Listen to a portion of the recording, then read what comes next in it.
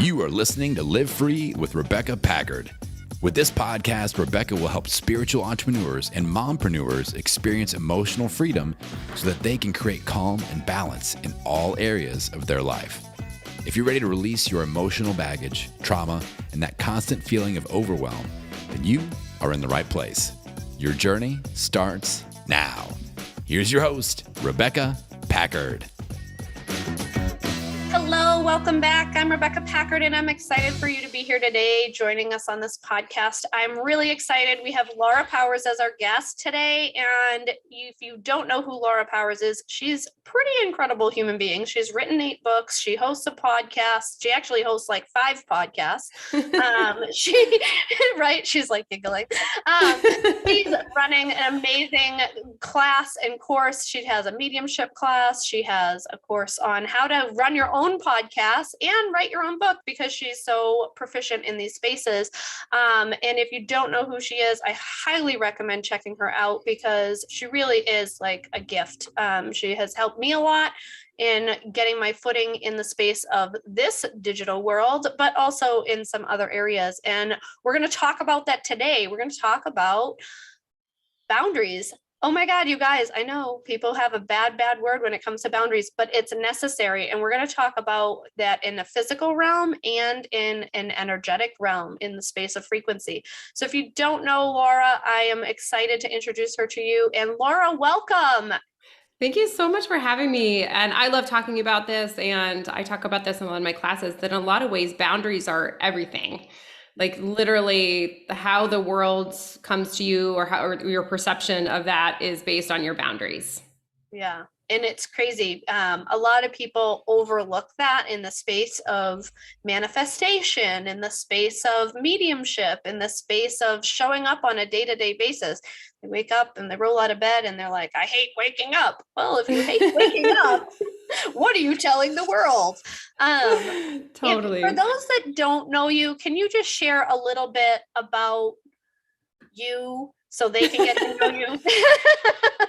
Yeah, I mean, there's a lot. So I'm most known as a psychic and a celebrity psychic. I've been featured by a lot of different media and publications. I was on Will Ferrell's Ron Burgundy podcast, featured by BuzzFeed, on a lot of big television networks, NBC, ABC, CBS, et cetera, big national television shows. And I am a creative entrepreneur. So in addition to my psychic intuitive gifts, I'm very creative. So as you mentioned, I have 8 books. I host 6 podcasts.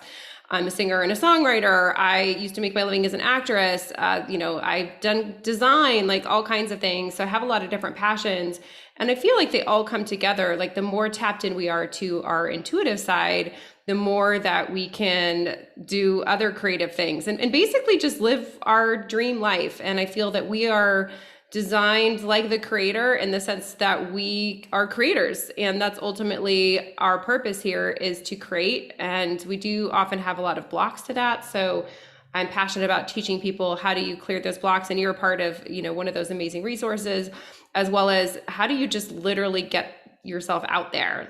So I teach classes on podcasting, writing books, tapping into your intuition, and also on the business side, especially for intuitives and creatives who struggle with that. Yeah. And I love that you say that. You're like, I'm like the creator, because everyone's like, focus on the one thing, focus on the one thing. Y'all, if the creator focused on one thing, we'd all be just think how far it would be. Yeah, I think that's actually part of this kind of insidious programming of lack. Mm-hmm. And I also think there are some people who do better when they have a more targeted focus, but there are others who don't. Like if I'm too targeted or too narrow, I actually feel claustrophobic and like hemmed in. And so for me, I just realized it's always important not to be solely focused on one thing, because then it kind of shuts me down. So feel yourself out, yo. Feel yourself out. If people are telling you, get in the hole, get in the square, and it doesn't feel good, then maybe that's not you. I love the space of where human design can kind of share with you if you're somebody who's an amazing multitasker or not. Check that out if you don't know what that is. We'll be talking about that later on in some other episodes. But in the space of boundaries, and we've had this conversation multiple times, you and I privately, in the space of practitioners and in the space of just peopling, how much boundaries are needed today in today's world, in today's society, that the space of being able to say no and the space of being able to know your comfort zone and to have people not in your bubble, how important that is, especially with so many people opening up to energy medicine and mediumship and all these other spaces. Can you share a little bit about your daily practice in the space of what that looks like as somebody who is, I mean, you guys, she really is a humble human being in the space of, she did tell you, oh, well, I was on NBC and stuff. Like, the woman's world known. She's kind of a big deal. Okay. And she's got a lot of people's energy constantly sharing her space and in her space, and the people she works with have a lot of energy and they're connected in a lot of spaces. So when we look at that in the space of mediumship, when we look at that in the space of alternative medicine and Reiki and all these energetic spaces, that's a lot. Okay. And so for her to just say, oh, well, it's very polite, but also her practices are pertinent because it keeps her sane in this space. It keeps her grounded in this space. It keeps her with the ability to be this humble in this space because she's able to be in her energy and not everybody else's energy. Yeah, so I think this is a really complex topic, and it's something I've learned a lot about over the years. So I'm an empath, so that, just in and of itself means that I do feel other people's energy. So I think boundaries are important for everyone, but they are especially important for anyone who has any empathic abilities or tendencies. And especially being a public figure, I remember at one point my podcast traffic spiked like a lot. And I still never figured out why. It may have been some kind of celebrity person posting a link, or, sometimes you just never find out these things. And I remember feeling just totally bowled over by the energy and like really wiped out. And it became clear to me that the more people you interact with, the more you need to have those energy boundaries really, really strong. So there's a lot of things that I do. One is just literally having a strong body. That's your biggest boundary with the outside physical world is your immunity. And if your physical body is not strong, then, that's going to be a real opening for you. So everyone's body is different, but what I found works well for me and works often for a lot of empaths is I eat grain-free, sugar-free. I eat very low carb, no caffeine, no substances. I used to be a heavy drinker, and the farther I got down this path of the psychic and energetic world, the more I realized that just wasn't aligned for me. I don't do well when I drink. It was too much of an opening for me. So that's the number one, is your physical health and making sure that your diet and nutrition is good. And then how you interact with others. So there's a huge energetic component to your physical relationships and then your energetic relationships and boundaries. And I love to give the analogy, the angels and spirit guides gave this to me several years ago, of the Netflix queue. That whatever you watch on Netflix, you get more of that. And so our lives are very much like that. Whatever we engage with, it's not what we watch per se, but watch in the sense of like, what are we perceiving? What is our experience? Then we get more of that. So it's really important to be aware of that, be cognizant of, are the things I'm connecting with things I want to connect with in the future? And then start to weed out or eliminate the things that are not. And it is a process because, when I look at my sort of circle and my energy patterns now versus before, it's been a massive change. So gradually just letting go of that which isn't good, doesn't feel aligned, isn't where you want to go, and then just keep on doing that. And then I use many different energy tools and practices, meditation, guided visualizations, tapping. And then the other big piece is clearing your beliefs and patterns that are not aligned with those healthy boundaries. So emotion code is definitely one of those things, and body code that help with that also. Yeah. Because we talk a lot about it, but then a lot of people kind of like, yeah, that came up, but in the space of frequencies frequencies. We are an energetic being and we carry our own frequencies, and frequencies are like magnets. And we hear Abraham Hicks talk about it all the time. Like energy connects with like energy, and you can only be in the same vortex with things that match up with your frequency. And so it's important to set your boundaries and to set your standard. And I love that you say the more things that you watch, it's like the Netflix queue, right? So like if you're watching horror movies on Netflix every day, I would take and be like, maybe I need to reevaluate what that looks like. And then see, okay, is that the life you want to be living? Because I don't think Zombieland is like what I want to be living. Absolutely. And there's a difference between entertainment, but I think it does have a carryover in terms of like, how are you reacting? Is it fun to you? Do you get freaked out? Are you stressed? Are you nervous? Like, these things are all important to pay attention to. And there are a lot of people that are addicted to that stress response. And so certain entertainment can trigger that, as well as news media, for example. So it's really important that we pay attention to what we're letting into our energy field. What information are we consuming? Who are we listening to? And are those things what we want? Now, I'm not talking about sticking your head in the sand. It's important to know certain things that are happening, but is it helpful for you to like be on news feed 24/7? No, like that is helping no one.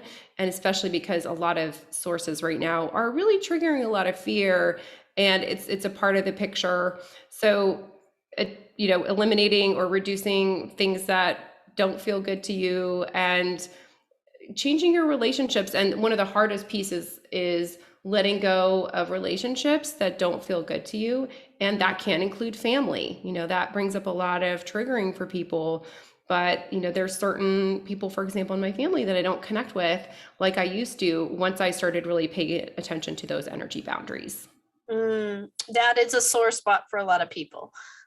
Because there's that need of like, well, I've been friends with them since we were in kindergarten, or we were school age when we got together, and I just can't let go of that friendship. Well, maybe you can't let go of that friendship, but maybe you only like talk to them like at Christmas, or you really reduce your interaction, and then see where that goes. I think one thing that I do regularly is say that only people and places and things of my highest and greatest good can come into my space and into my path. And that has been super helpful, because that'll clear things out all on its own. And then you don't even have to do it. Are there anything that you see repeatedly with people that you talk to that's coming up lately?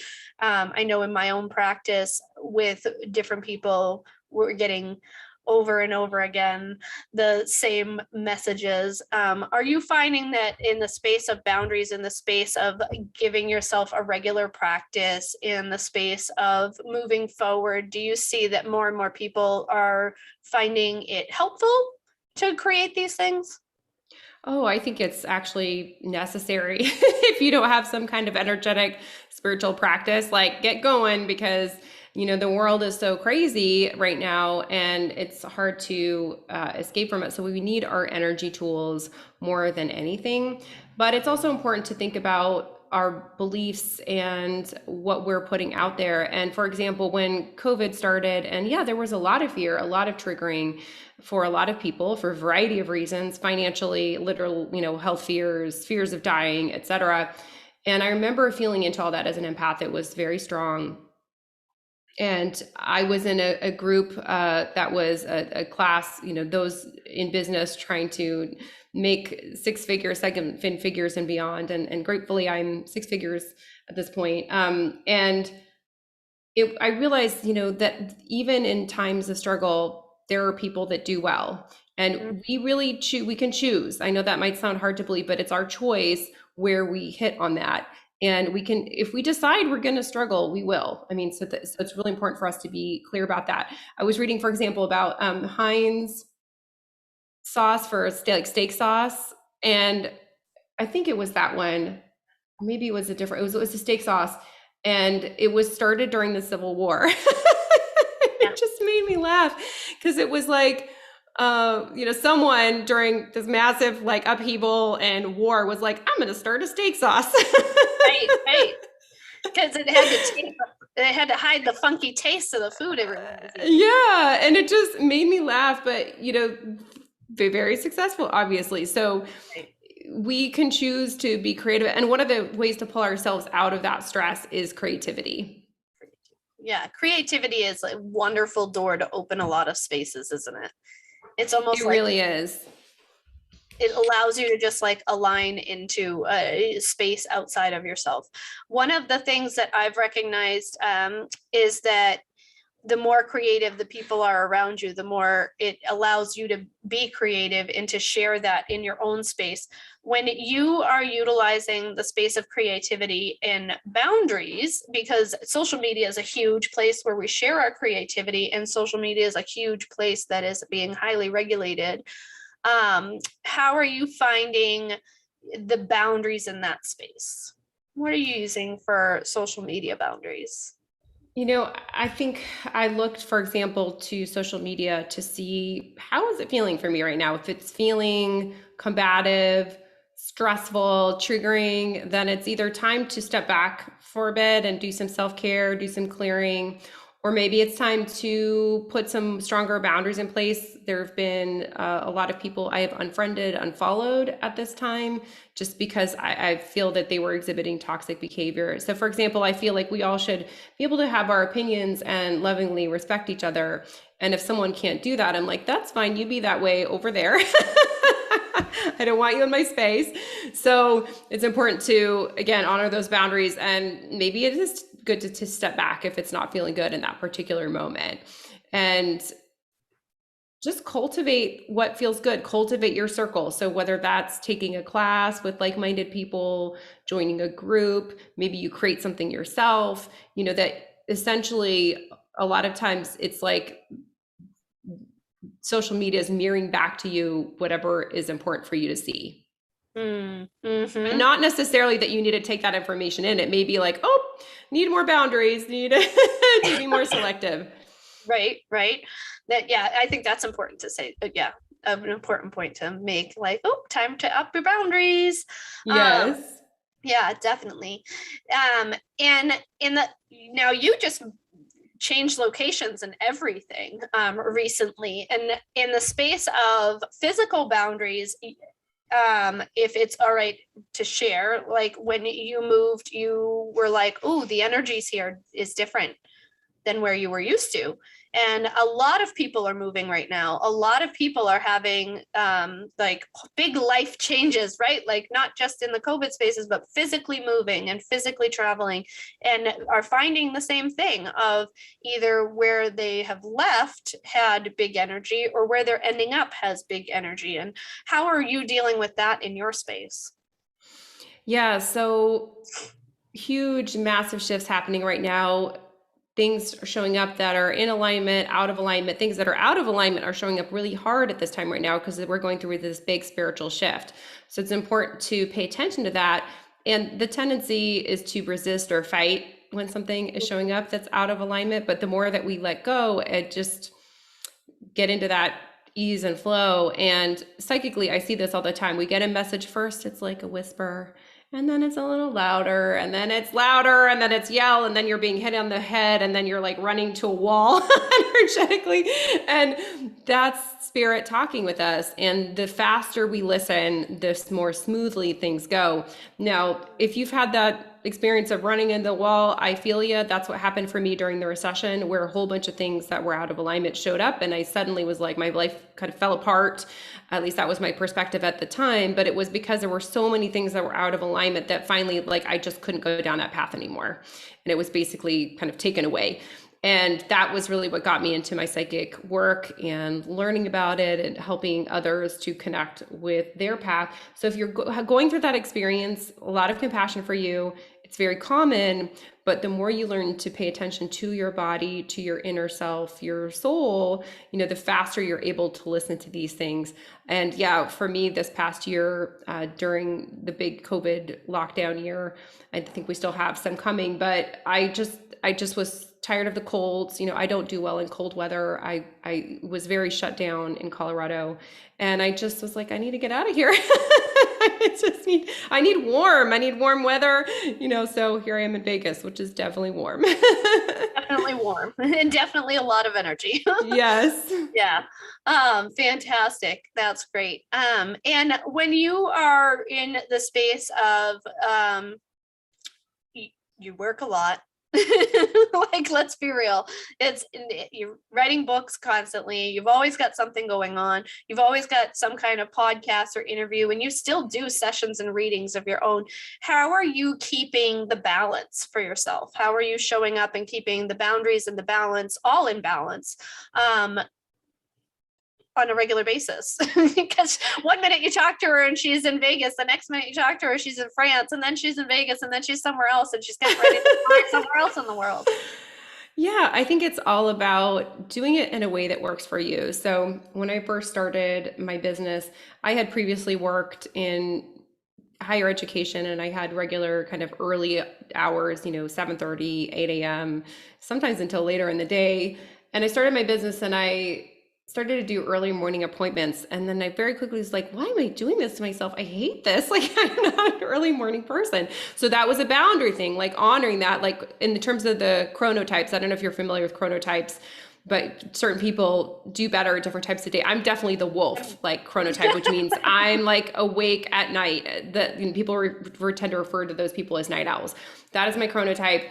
So as soon as I started honoring that boundary, like I do better later. So I work later hours. And I know a lot of people think that I work a lot of hours, and I don't really. I do a lot, but I would say typical work day would be like 3 to 4 hours a day. So again, compared to the average working person in a job, that is nothing, right? Like that's like half, or some people are working 10 hours, 12 hours a day. So the key is to get that support and do it in a way that works for you. So yeah, I do a lot, but I also have a whole team. And I pretty quickly realized as part of that boundary thing was getting people to help me with the things that aren't my strong suit, aren't what I want to do or what I desire to do in the future. And that freed up my energy and time to focus on those other things, including just having fun, taking care of myself, and doing activities that build for the future, but are not like in the moment money-making activities. So like writing a book, for example. Mm-hmm. Yeah. And it's important because a lot of people don't associate having a team with energetic boundaries. They're like, no, but that's bringing more people in. But that's freeing up more time for you. It's also allowing you to align with the things that truly spark joy for you, that truly bring you into the alignment and into the space that you work your magic in. So delegating doesn't mean that you're getting lax on your boundaries. It's actually really, really helpful because you're allowing yourself to be in your zone more often. I think another social implementation, a social paradigm shift is allowing people to be able to delegate more freely. We've always been taught, like, do it yourself. The more you do, the better you are. And the more you do yourself, the better you are. And that's not true. It just wears you out. It just makes you exhausted. It takes you out of your magical space. And we say magical space as in like your aligned space when you're outside of your creative zone. And so I love that you're bringing that up and you're sharing that as one of your spaces that you are using to keep yourself in a healthy boundary, right? Where you're not overworked and running in chaos and crazy town, right? Because so often, a lot of the times people will say, oh, well, I have to clean my house. Well, if it's something you absolutely hate doing, then hiring someone to come in and clean your house is not a bad thing. Like, you can delegate that task to guys, and it doesn't make you a bad person. Give yourself that as a gift if you even need to, because it helps with your boundaries and it helps with you being in your space that keeps you in a high vibrational space and in an aligned space for yourself. Can I just respond that I think it's really important. And one of the things I heard a long time ago, which really resonated for me, is if you wouldn't hire yourself to do it, hire someone else to do it. Yes. And it really stuck out at me. And, there's different budgets and price points, and I get that, but start wherever you are. I mean, when I first hired my first virtual assistant, it was 5 hours a week. which not a lot, but boy, did that 5 hours help. And the other thing is when you have a team, when you have support, energetically, there's more people that are working on your success. So it's really important to look at it from that perspective. And also that kind of do it yourself, I think energy comes down to in some ways lack, because it's like, do you really want to do that, or just feel that on some level there isn't enough time, you don't have enough resources to ask for help? So especially for women, this is really important. And I've seen this past year during the pandemic where, who's bearing the brunt of this are women and mothers. And it's more important than ever that women hold and honor their boundaries and ask for help at home, professionally, with the kids, etc. Mm-hmm. Yeah, definitely. All those mamas out there, we feel you. Yes. Ask for support. Hire people. It's okay. Doesn't make you a bad person. It actually makes you a better person in some cases if you're able to do it, because then you're not resentful, then you're not angry, then you're not overwhelmed. And like I love in my area we have a mom swap, so sometimes we'll like help each other do different things. They're like, I hate doing that, and I'm like, oh well, we love doing that, so we'll do that, and you do this because we don't like doing that. Like, so you can do these things and it doesn't even have to cost you a dime. Like, yay you. There's so many options, and also to come from a place of abundance in terms of resources. And there's so many times in my life where I made the choice to take that leap when I didn't have the money in hand. And every time it has served me well. So the first one, the big one, in terms of professionally, was I wanted to take a psychic training class, and I wanted to take it. It was in Australia. I was in fear. I didn't have the money. I didn't have a regular job. I basically was like, okay, I'm going to be practical and not do that. A year later, I was worse off. I had less money. And the training came around again, this time in Hawaii. And I just thought, you know what? It's clearly not getting any better doing what I'm doing. So I put $10K on a credit card because I didn't have the money. Thankfully, I did have that credit card. And that was $10K for the training, for the travel required, hotel, car, accommodation, all that.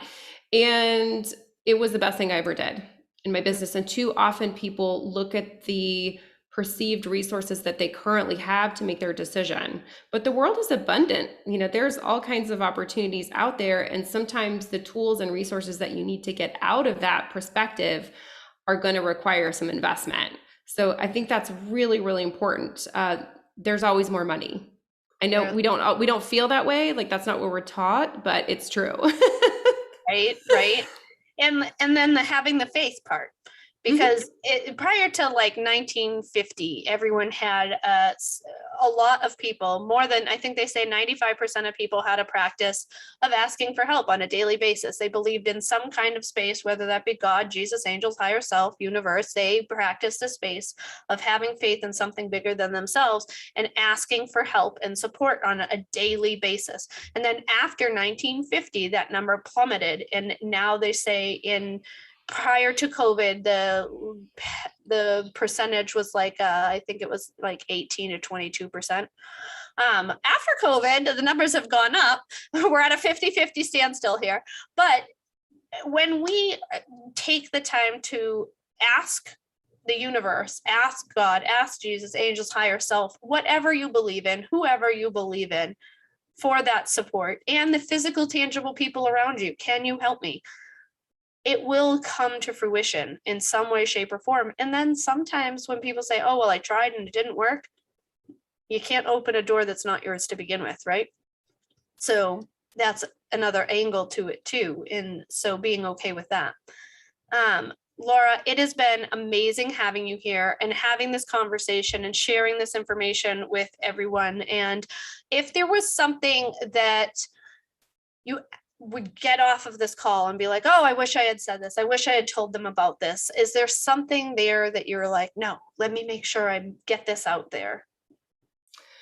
Gosh, just believe in your own power, believe that you can create whatever you want to create. So just over 10 years ago, during the recession, when my life fell apart and I was unemployed, physically ill, getting out of a bad marriage, no money. The economy was terrible.